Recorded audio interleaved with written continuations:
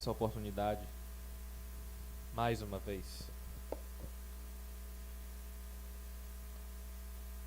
A igreja, a herança do Senhor, é uma família, praticamente. Essa igreja está em meu coração. Louva a Deus, porque Deus tem confiado o seu povo nas mãos capazes do irmão Anderson. Tem sido instrumento de Deus nesse bairro, neste canal. E creio que essa obra crescerá cada vez mais.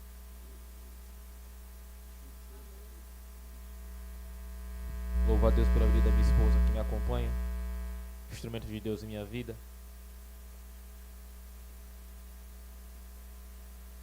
E Deus tem nos usado, nos levado a muitos lugares, e Deus tem feito a sua vontade, que é o principal. Carta aos Gálatas, capítulo 2. Todos que encontraram, digam amém. Amém. Versículo 16. Sabendo que o homem não é justificado pelas obras da lei, mas pela fé em Jesus Cristo, temos também crido em Jesus Cristo, para sermos justificados pela fé de Cristo e não pelas obras da lei. Porquanto pelas obras da lei nenhuma carne será justificada. Pois se nós que procurarmos ser justificados em Cristo, nós também somos achados pecadores, é porventura Cristo ministro do pecado? De maneira nenhuma. Porque se torno a edificar aquilo que constituo-me a mim mesmo transgressor. Porque eu pela lei estou morto para a lei, para viver para Deus.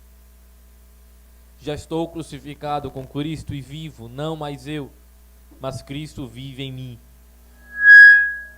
E a vida que agora vivo na carne, vivo-a na fé do Filho de Deus, o qual me amou e se entregou a si mesmo por mim. Não aniquilo a graça de Deus, porque se a justiça provém da lei, segue-se que Cristo morreu em vão.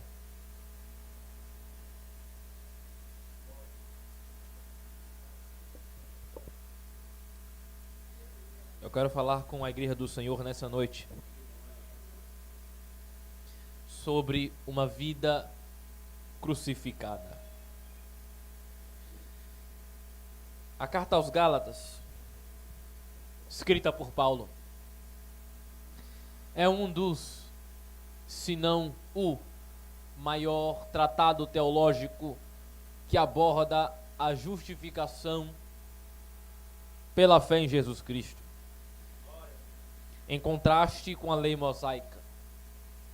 Paulo defende a liberdade cristã, afirmando que a salvação não é alcançada por meio das obras da lei, mas pela graça de Deus através da fé em Cristo.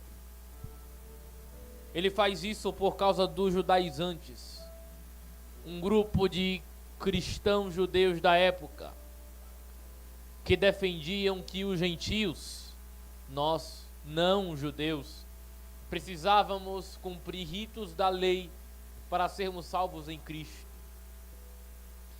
Paulo, por fim, na sua carta, argumenta que a justificação vem pela fé e não pela observância da lei. Obviamente, esse ato de dependência da lei para a justificação é uma heresia gravíssima. Heresia essa que os pais da igreja, Paulo e muitos outros, tiveram muita dor de cabeça para combatê-la e chegar lá num fim. E é claro que, como toda heresia, ela nunca vai embora de vez, mas sempre surge com uma nova aparência. Então é notório e não é raro vermos igrejas judaizantes, crentes judaizantes, que ainda dependem de ritos da lei para mostrar, argumentar, justificar que são salvos em Cristo. Mas Paulo deixa claro no terminar do versículo do capítulo 2 que Se nós dependemos das obras da lei para sermos salvos, então Cristo morreu em vão. Quem está em Cristo é nova criatura, não velha criatura. As coisas velhas passaram. As coisas que eram sombras do que haveriam de vir são águas passadas. Cristo é o presente. De forma expressa e profunda, Paulo diz, no versículo 20, que sua vida é uma vida crucificada. Ele vive, mas não vive. É estranho. Eu vivo, mas não vive eu. Paulo vive no exercício da graça. Ele tem os confortos e os triunfos da graça. No entanto, essa graça não provém dele, provém de outro. Os crentes se veem vivendo em estado de dependência da graça de Deus. O que é vida crucificada? Vida crucificada vai muito além do que eu me dizer crente, vir para a igreja, cantar os hinos da igreja, fazer parte da igreja. Vai muito mais além. Ter uma vida crucificada é onde ocorre uma mudança radical na identidade do crente, onde ele não vive mais por si mesmo, mas Cristo vive nele. Isso implica uma mudança de direção, onde o crente busca agradar a Deus e não mais seus próprios desejos. Por esse motivo, a igreja do Senhor Jesus vive uma vida crucificada. Nós vivemos uma vida crucificada porque os nossos projetos, os nossos desejos, nossas ambições, as nossas expectativas de vida não são anexadas mais com o velho homem, com a velha natureza, mas são agora anexadas a um novo homem que vive em nós, Cristo Jesus. Na velha natureza nós tínhamos nossos propósitos, projetos, expectativas de vida, tudo era voltado para o nosso eu, para a nossa carne, para agradar o nosso ego, para agradar o nosso vizinho, para agradar alguém que não fosse Cristo. Mas a partir do momento em que o homem vem para Cristo e faz agora parte do corpo de Cristo, agora não é mais as coisas que são voltadas para mim. Agora tudo que eu faço, tudo que eu penso, tudo que eu crio expectativa agora é voltada para Cristo, o seu reino, a sua palavra, é para Ele. Nessa palavra, Deus me fez pensar 3 coisas. Quantas coisas? 3. A primeira coisa que eu consegui perceber é que Jesus nos convida a termos uma vida crucificada. Paulo expressa que seu modelo de vida é um modelo de vida crucificada. Se você perceber, é um modelo de vida que ninguém quer. Quem tem vida crucificada é rejeitado. Quem tem vida crucificada sofre rejeição pela vida que leva. Quem é que quer ter uma vida crucificada? A gente quer ter uma vida de luxo, muitos seguidores. A gente quer ter muito dinheiro. Queremos ter fama, nome na praça. Quem não quer? A nossa vida, isso é normal porque nós somos humanos. Nós somos carne. Ainda estamos aqui, ainda não chegamos em casa. Por isso é comum que o velho homem, a nossa carne queira as coisas daqui. Por isso, quem vive uma vida crucificada, vive uma vida, um modelo que ninguém deseja, poucos querem. E por que ninguém quer ter uma vida crucificada, diácono? Porque vida crucificada exige dor. Vida crucificada exige marca. Vida crucificada exige sofrimento. Vida crucificada exige calúnia. Vida crucificada exige marcas do peso da cruz. Uma vida crucificada exige a dor da coroa de espinhos penetrando a nossa cabeça. Uma vida crucificada exige a chicotada dos soldados romanos em nossas costas. Uma vida crucificada exige resistência àqueles que resistem a nós. Olha o que Paulo diz no capítulo 6. Eu trago no meu corpo as marcas do Senhor Jesus. Paulo trazia consigo cicatrizes. Paulo trazia consigo marcas do seu ministério. Em todo lugar que Paulo ia pregar, é só você ler o livro de Atos. Por toda a Ásia, por toda a Macedônia, onde ele vai pregar, tem prisão, tem chicote, tem resistência à palavra, tem calúnia, tem fofoca, tem murmurinho, tem alguma coisa. Porque a vida que Paulo leva é uma vida crucificada. Ele chega para pregar lá em Tessalônica, lá em Atenas. E alguns dos bereanos creem. Mas quando ele chega antes disso, lá em Tessalônica, para pregar, os judaizantes, os judeus, aqueles que odiavam Paulo, porque ele era fariseu segundo a lei. Quando se converteu ao evangelho, largou o farisaísmo e perseguiam Paulo. Era uma pedrinha no sapato de Paulo. E onde ele ia, os miseráveis estavam lá perseguindo Paulo. Porque eles não queriam que a mensagem de Paulo tivesse efeito. Eles não queriam que a mensagem de Paulo tivesse sucesso. Eles diziam, rapaz, esse cara prega, esse cara evangeliza, traz uma mensagem que nós, é o texto que diz, Atos 17. Paulo consegue trazer uma multidão que os seus inimigos não conseguem trazer. Paulo consegue carregar uma multidão, um peso em sua mensagem, que aqueles que o perseguem não conseguem trazer. Não tem esse peso, só Paulo. Porque a vida de Paulo é uma vida crucificada. E quem não tem uma vida crucificada não tem dignidade, não tem acesso ao sucesso. Quem não tem vida crucificada não tem acesso à prosperidade, não tem acesso à multidão, não tem acesso ao efeito, não tem acesso ao positivo. Por isso, então Paulo carrega com ele as marcas, a dor, o sofrimento.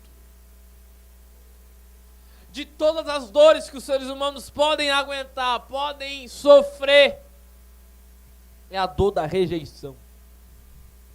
É a dor do sofrimento, a humilhação. Jesus foi humilhado. Quando ele saiu de Jerusalém, que foi para cá, seus irmãos disseram, volta para Jerusalém. Você não é o cabra que faz milagres? Por que você não volta para lá? E ele volta para Jerusalém.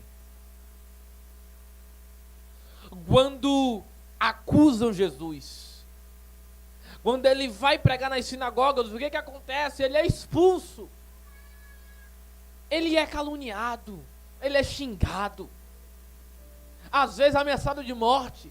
Quantas vezes ele prega na sinagoga e os cabras querem chutar ele de cima da ribanceira, matá-lo. A Bíblia diz que os fariseus tramavam para matá-lo. Jesus sofre rejeição do seu próprio povo.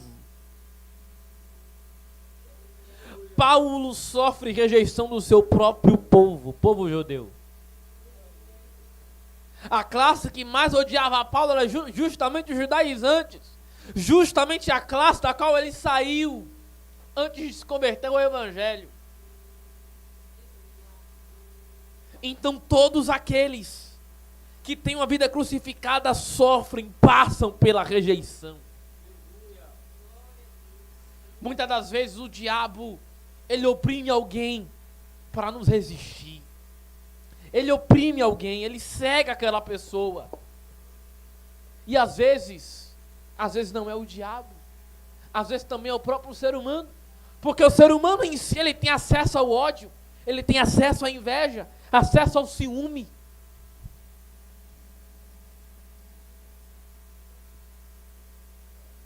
Caim matou Abel justamente por isso.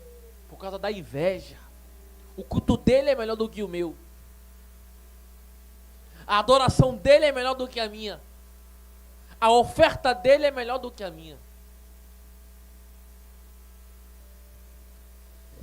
Então, se você quer ter uma vida crucificada, uma vida de quem segue a Jesus, tenha certeza, você será rejeitado. Você será humilhado. Às vezes não será por aqueles que são estrangeiros, desconhecidos. Às vezes será por aqueles que dizem ser nossos amigos, nosso sangue, nossa parentela. Isso não é mensagem coach, isso é bíblico. Os irmãos de José foram seus inimigos. Foram os irmãos de José. Os amigos de Jó, os mais próximos, foram seus inimigos. Contra a prova que ele estava passando. Olharam para ele e disseram: está em pecado. Não estava em pecado, passando pela prova. Então todos aqueles que têm uma vida crucificada padecerão lutas. Paulo falou a Timóteo: todos aqueles que querem seguir a Jesus Cristo padecerão perseguições. É regra. Nós queremos o benefício do Evangelho. Nós queremos a porta larga. Queremos a porta aberta. Queremos o benefício da cruz, mas não queremos as consequências e malefícios da cruz. Nós queremos a porta larga, mas não queremos a porta estreita. Nós queremos o galardão, a coroa, queremos a coroa de flores, mas não queremos os chicotes. Não queremos o peso da cruz. Não queremos a coroa de espinhos, mas queremos os benefícios dela. E aí, infelizmente, as pessoas se convertem ao Evangelho por causa, às vezes, das falsas expectativas que os próprios pregadores criam. Vem para o Evangelho, acabou seu sofrimento, acabou as suas dívidas, acabou as suas faturas, sua dor foi embora, agora é só vitória, a luta foi embora. Mentira. Se vai vir para o Evangelho, pode ter certeza que tem uma cruz te esperando. E às vezes nem será na sua medida, porque a cruz que meu Jesus carregou não foi da medida dele. A cruz era produzida dias antes de chegar ao crucificado. A medida era para Barrabás e deram para Jesus. Às vezes não será nem na sua medida, e você terá que carregar. Lá fora, passamos por luta, por problema, por processos. E lá não temos ninguém para nos ajudar, em quem nós não possamos nos apoiar. Lá vai ter o diabo para nos acusar, para nos envergonhar, para passar na nossa cara. Mas aqui no Evangelho, quando passamos por luta, por problema, por dificuldade, a gente não vai beber. A gente não fuma, Anderson. Não nos drogamos. Não vamos para a vizinhança, para a internet desabafar. Aqui, a gente passa por problema, passa por luta, passa por tipo de processo. A gente vai para o joelho. E uma mão do céu se estende no nosso braço, nas nossas costas e nossa mente. se estende sobre nós e diz: eu vou passar essa luta com você. Tem esse privilégio.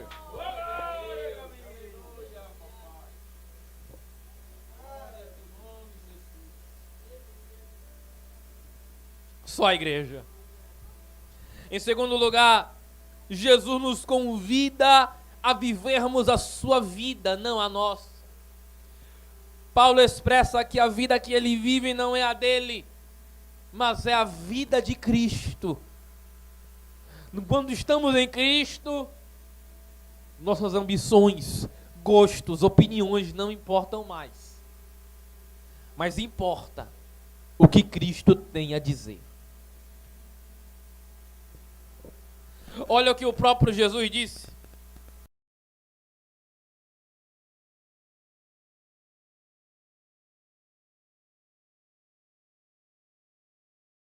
Daquele que me enviou. Se o meu Cristo, que encarnou, desceu do céu, viveu um ministério de 3 anos na Palestina, e quando veio, disse que não veio para fazer a sua vontade, mas a do Pai, daquele que o enviou, quem sou eu para querer viver a minha vida? Minha vida não importa. Minha vida não vale nada, mas vale a de Cristo em mim. Jesus estava no Getsemane orando. E ele tem que ser sincero. Pai, se possível, ele tinha visão espiritual, sabia do que haveria de vir lá no Calvário. Se possível for, passa de mim esse cálice. E depois da vírgula ele vai dizer: contudo, todavia, que seja feita a tua vontade, não a minha. Porque quem tem visão espiritual se submete à visão celestial. Quem tem uma vida na dependência da divindade, de Deus, não é mais anexado, dependente à sua própria vida, ao seu querer, mas o querer dele. Por mais que o querer dele, da divindade, seja desconfortável ao seu querer.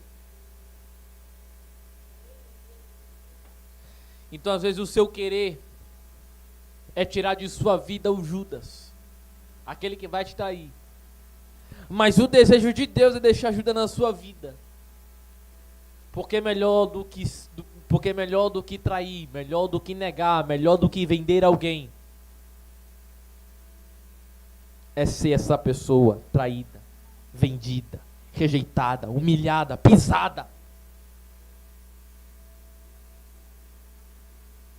Jesus orou a noite toda para poder escolher o grupo do apostolado. Quando ele desceu do monte, que foi escolher os 12 naquela multidão, vem Pedro, vem João, vem Tiago, vem todos eles. Por último, Judas Iscariotes. Mas ele orou tanto. Por que veio Judas? Justamente porque a vontade do Pai é maior do que a minha. A vontade do Pai de ter Judas em minha vida é maior do que meu querer de que selecionar as pessoas do meu convívio social. Então não ore para Deus tirar o caluniador. Não ore para Deus tirar o fofoqueiro. Não ore para Deus matar os seus inimigos, aqueles que te perseguem. Ore para Deus te dar graça para suportar os seus inimigos, seus caluniadores, os fofoqueiros. Não ore dizendo mata. Ore dizendo: Deus, me dê paciência, me dê sabedoria, me dê guarda. Se possível, me encha da unção para eu pregar, se converterem e estarem te servindo. Eu preciso viver a vida de Deus, o que Ele tem a me propor, não o que eu tenho a propor para Ele. Paulo vai dizer, Romanos: quem é o homem? Quem foi que instruiu a mente do Senhor? Ninguém. Então eu não tenho nada a propor para Deus. É Ele que tem a me propor algo em minha vida. Por mais que queiramos colocar Deus na parede e tentar sugerir, opinar, comentar, não vai dar certo. É mais fácil Deus colocar a gente na parede e nos dar sugestões, nos dá ordem. Manda quem pode, obedece quem tem juízo. Então nós temos que viver a vida que Deus já nos estabeleceu. Ah, mas eu não queria essa casa não. Mas Deus te deu. Eu não queria esse carro. Deus te deu. Eu não queria esse celular, eu queria um iPhone, eu queria um Redmi. Mas Deus te deu um Android, fica com ele mesmo. Foi Ele que Deus te deu. Mas eu não queria essa vizinhança, foi Deus que te deu. Eu não queria esse trabalho, esse salário, foi Deus que te deu, fica na tua. Que é melhor. Se reclamar, pode piorar a situação, Ele pode tirar. Então o homem não pode propor nada para Deus. É Deus quem propõe algo para o homem. Se Ele te deu a senha, pega a senha e curte a senha que Ele te deu. Se formos tentar criar métodos, criar caminhos, atalhos, vai dar problema.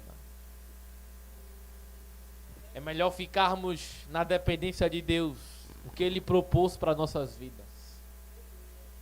Não que nós sugeramos, viemos a sugerir que pareça agradável. O melhor é ficar na dependência de Deus. Tá com dúvida? Ajoelha e diz: Deus, eu estou com dúvida, me dá um conselho.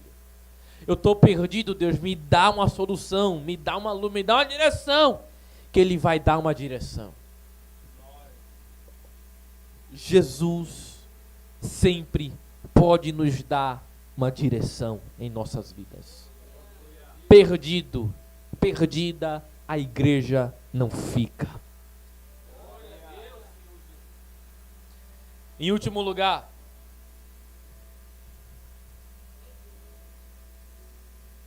a nossa vida precisa ser centrada na cruz de Cristo. As cartas de Paulo são voltadas para a cruz de Cristo. A carta aos Gálatas é sobre a cruz de Cristo, a liberdade produzida pela cruz de Cristo. Os evangelhos são voltados para a cruz de Cristo. A Bíblia Sagrada é voltada para a cruz de Cristo, de Gênesis a Apocalipse. Toda a nossa vida tem que ser voltada para Ele. A vida desses homens de Deus eram voltadas para o Evangelho da cruz. Eram voltadas para a cruz de Cristo. Paulo vai falar lá em Coríntios: o que nós pregamos, a gente prega Cristo. Mensagem de velho, mensagem que não dá multidão. É essa mensagem mesmo que a gente prega. Essa mensagem que é loucura para os gentios, escândalo para os judeus. Essa mensagem é essa mensagem mesmo. Que não dá like, não dá view, não dá seguidor, não dá monetização. Mas Paulo vai dizer: mas é o poder de Deus que transforma vidas. Então a nossa vida tem que ser voltada para a cruz de Cristo. A cruz de Cristo sumiu dos nossos sermonários. Olhe para os pregadores de hoje. Mensagens triunfalistas. Mensagens de egocentrismo. Mensagens de determinismo. Não aceite essa prova, decrete agora. O poder está em suas mãos. Você é o cara da cena. Você é esse cara. Você é o Roberto Carlos da cena. Você vai conseguir, você vai chegar lá. Essas são as mensagens. Abra o TikTok, abra o Instagram, abra o Kawaii, você vai ver as mensagens são essas. Camarada perde 1h30 fazendo analogia com um copo d'água, ao invés de falar da mensagem da cruz. Ah, mas gera conversão. Beltrano ouviu, eu sou Jesus. Pois é. Mas existem raízes que não são firmes. Não, mas fulano se converteu ouvindo aquela pregação. Ok. Mas será que a raiz dele vai ficar firme? Ele não tomou de um alimento sólido. Tomou de um alimento para pessoa imatura. Menino, bebê. Mas quem é maturo, quem quer algo firme, vai se alimentar de algo firme. Então essas mensagens têm perambulado por aí. Os hinos agora, cada vez mais distantes da cruz do Calvário. É por isso que eu valorizo os hinos antigos. É por isso que eu valorizo o hino da harpa. E não tem que ser assembleando não, irmão. O hino da harpa, ele é o hino da harpa em si. Estão sumindo dos púlpitos. Estão sumindo das tribunas. Estão compondo aquilo que faz sucesso, aquilo que vai ficar na boca do povo. Mas não pregam e não cantam, não falam daquilo que vai ficar na alma do povo. É a mensagem do Evangelho da cruz. Sabe por que a mensagem da cruz é tão importante? Porque através dela tivemos acesso à liberdade. Olha para o texto, olha o que Paulo fala. Toda a liberdade da lei foi produzida pelo sacrifício da cruz. Se não fosse a cruz, ainda viríamos a depender de sacerdote. Ainda viríamos a depender de sacrifício de cordeiro em altar de tijolo em monte. Se fôssemos depender da lei, ia ser olho por olho, dente por dente. Não existiria amor ao próximo. Não existiria a graça, favor imerecido. Ah, se não fosse a cruz do Calvário, estaríamos perdidos. Não sei o que seria da igreja atual. Se hoje muitos se perdem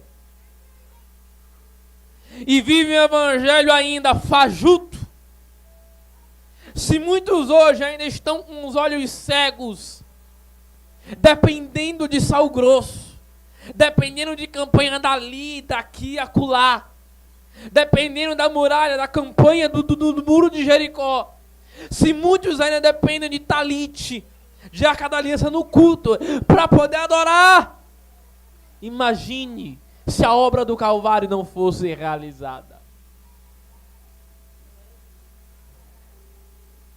Não seríamos ninguém. Não seríamos nada. Não poderíamos dizer de João 5, nem no templo, nem no monte. Não poderíamos.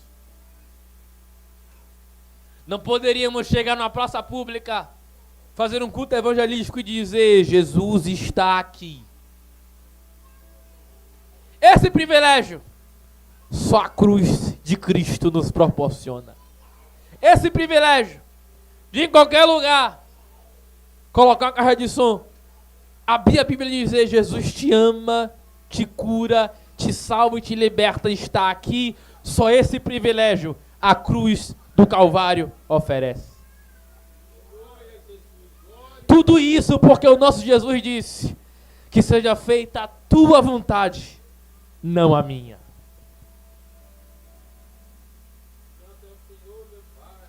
E Paulo encerra a sua carta 2 capítulos depois, dizendo que de tudo, resumindo, de tudo o que importa é a nova criatura em Cristo. E nós somos novas criaturas nele. A Bíblia diz que as coisas velhas já se passaram e tudo se fez novo. Nós não dependemos mais de candelabro, porque ele é a luz do mundo. Não dependemos mais de cordeirinho em altar de pedra, porque ele é o sacrifício vivo, cordeiro levado a matadouro, morto antes da fundação do mundo. Não precisamos mais de sacerdote, de bispo, do que for, de véu, de tenda, porque o véu foi rasgado e o sumo sacerdote subiu no madeiro há 2000 anos atrás, morreu por mim e por você. E na hora de encerrar o culto ele disse: está consumado, está pago. Eu paguei a fatura que pesava, que escravizava o mundo. Pedro vai dizer que por meio de suas feridas fomos sarados. Por causa de suas chagas, nossas feridas foram cicatrizadas, foram fechadas, foram imaculadas, por causa de um sangue que foi derramado no Calvário. Imagine a dor que nenhum ser humano comum poderia suportar. Ele só suportou aquilo porque era o Filho de Deus. Imagine a dor dilacerante que nenhum homem poderia ser capaz de suportar. Vai muito mais além do que podemos imaginar. Vai muito mais além dos livros de física. Vai muito mais além do filme de Mel Gibson, A Paixão de Cristo. Vai muito mais além. Tudo que você viu agora relacionado à cruz não chega nem perto do que foi de verdade. Todo o relato daquele doutor francês Pierre Barbet sobre a crucificação não chega perto da realidade. Costas dilaceradas, estado mental febril, suando sangue, tremedeira, com fome, horas, muitos depois, desde o último alimento, sem água, desidratado, humilhado, cuspido, abandonado, rejeitado. E Deus está dizendo para alguém nesse momento: te rejeitam, te humilham, mas eu não rejeito. Te humilham, mas eu não te humilho. Fizeram aquilo comigo, mas eu não vou deixar ninguém fazer o mesmo com você. O preço eu paguei. Aquela fatura eu paguei. A igreja minha, diz o Senhor Jesus. Fique em pé comigo nesse momento.